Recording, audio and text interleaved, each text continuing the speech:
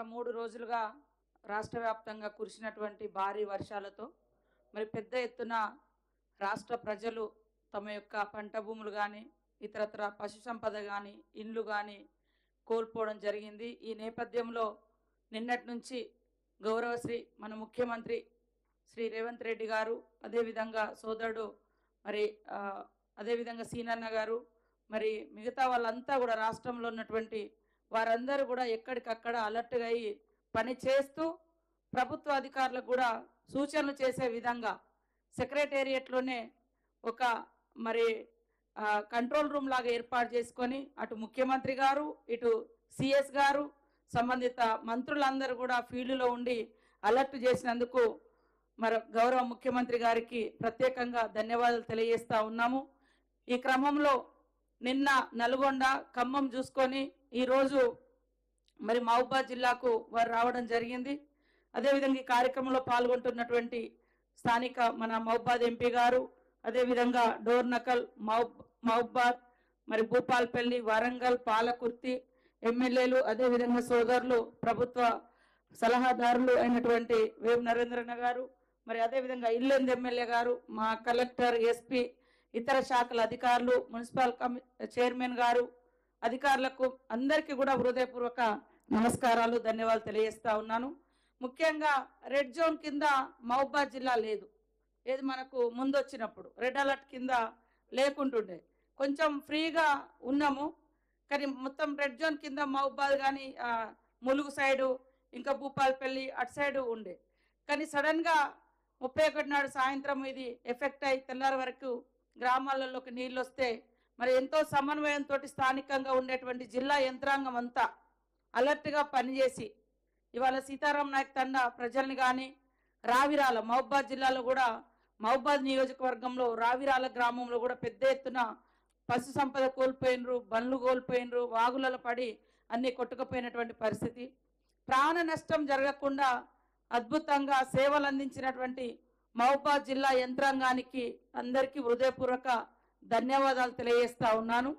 ముఖ్యంగా police department వారు కూడా రాష్ట్రంలో వారందరూ కూడా మొన్న ఖమ్మంలో కానీ ఇక్కడ కానీ అదేవిధంగా మనుగూరులో కూడా ఇళ్లకు నీళ్ళు వచ్చినప్పుడు వారు ఉదయం పొద్దున్నే వెళ్ళి ఎక్కడికక్కడ పోలీస్ అధికారులు అందరూ మిగతా శాఖలతోటి కలెక్టర్లు కోఆర్డినేషన్ చేసుకొని మరి ఈ యొక్క సేవలు చేయడం జరిగింది. మా ములుగులో కూడా దాదాపుగా రోడ్ల హైవే తెగిపోయి మరి మిగతా రోడ్లన్నీ జలదిగ్బంధంలో ఉంటే రోడ్డు మీద ఉన్నటువంటి 2000 చెట్లను రాత్రి 2:30-3 గంటల వరకు పోలీస్ అధికారులు, కలెక్టర్స్, ఇతర శాఖల మెడికల్ అండ్ హెల్త్ కానీ, శానిటేషన్కి సంబంధించినటువంటి డిపిఓలు కానీ, ఆల్ డిపార్ట్మెంట్స్, రెవెన్యూ, పోలీస్ మంచి చక్కని కోఆర్డినేషన్తో ఇప్పటి వరకు మంచి పని చేసుకోవడం మూలంగా ప్రాణ నష్టము జరగలేదు.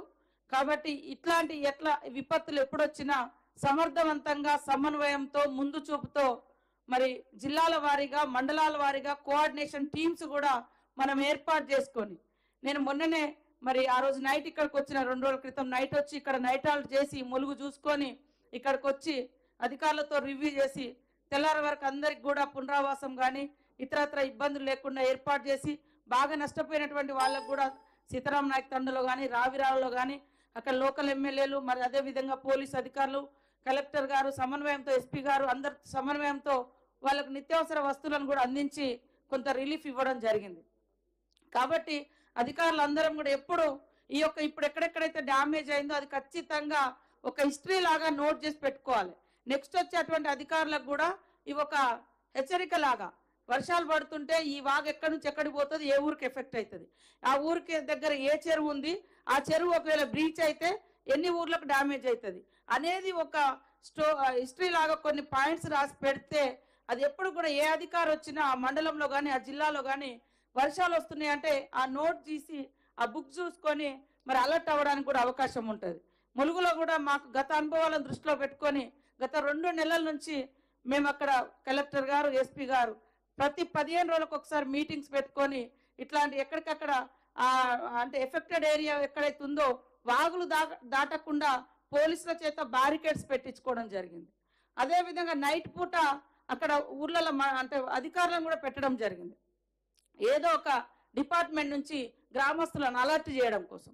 వర్షం పెరుగుతుందంటే ఆ గ్రామాన్ని వెంటనే షిఫ్ట్ చేయడం, లేదా పక్క ఊర్లలో ఎక్కడైనా పెట్టడం, లేదా అక్కడే స్కూల్లో ఇంకేదైనా సేఫ్టీ ప్లేస్లలో. సో ఇట్లాంటివన్నీ కూడా మనం చేసుకోవాలి. ఇప్పటికి కూడా తడిసి ముద్దైనటువంటి ఇండ్లు ఏమైతున్నాయో అవి ఖచ్చితంగా గుర్తించి ఆ ఇళ్ల నుంచి ఖాళీ చేయించాలి. ఎందుకంటే ఇండ్లు కూలిపోతే 2-3 కుటుంబాలు చనిపోయినటువంటి పరిస్థితి కూడా ఉంది. కాబట్టి మరి ఇవన్నీ మనం తీసుకుంటూ ఈరోజు ముఖ్యమంత్రి గారు స్పీడ్గా మరి రిలీఫ్ కోసం 5 కోట్లను కూడా వారు ప్రకటించడమే కాకుండా ప్రత్యక్షంగా బాధితుల దగ్గరకు వచ్చి వాళ్ళ బాధలు విని వారికి మరి రిలీఫ్ను ప్రకటించి మానసిక ధైర్యాన్ని కల్పించినందుకు వారికి ప్రత్యేక ధన్యవాదాలు. ఈ రోజు ఉన్నటువంటి అధికారులందరూ కూడా ఇంకా రోడ్ల పునరుద్ధరణ కానీ, ఎలక్ట్రిసిటీకి సంబంధించినటువంటి కానీ, మెడికల్ హెల్త్ అయితే రెగ్యులర్గా మనం క్యాంప్స్ కూడా పెట్టాలి, శానిటేషన్ కూడా స్పీడప్ చేసుకోవాలి, డ్రింకింగ్ వాటర్ కూడా కంటామినేషన్ కాకుండా మరి ఎక్కడికక్కడ డిపిఓలు కూడా అది అలర్ట్గా ఉండాలని కోరుకుంటూ మరి ఇప్పటి వరకు మీరందరూ అలర్ట్గా ఉండి సేవ చేసినందుకు మీకు ప్రత్యేకంగా అధికారులందరికీ ధన్యవాదాలు తెలియజేస్తా ఉన్నాం. ముఖ్యంగా సీఎం గారికి, రేవంత్ రెడ్డి గారికి ప్రత్యేకంగా ధన్యవాదాలు తెలియజేస్తూ రాష్ట్ర ప్రజలకు భరోసా ఇస్తూ వాళ్ళ బాధలను పంచుకొని వాళ్ళకు ఆర్థిక చేయూతను గతంలో ఎప్పుడు కూడా పశువులకు రూపాయి ఇచ్చిన గతి లేదు 10 ఏళ్లలో. ఈరోజు పశు సంపద నష్టపోతుందని ఆవులకు కానీ, గేదెలకు కానీ, మేకలకు కానీ వాటికి కూడా పరిహారం ప్రకటించినటువంటి సందర్భం. కాబట్టి మనమంతా ఈ ప్రభుత్వం యొక్క లక్ష్యాన్ని, ప్రభుత్వం ప్రకటించిన ప్రతి రూపాయిని నిజంగా నష్టపోయినటువంటి బాధితులకు చేరవేసే విధంగా మానిటరింగ్ కమిటీ వేసుకొని మండలాల వారీగా, గ్రామాల వారీగా వేసుకొని కలెక్టర్ గారు మానిటరింగ్ చేసుకుంటూ బాధితులకు అందించే విధంగా కృషి చేయాలని కోరుకుంటూ అందరికీ నమస్కారాలు.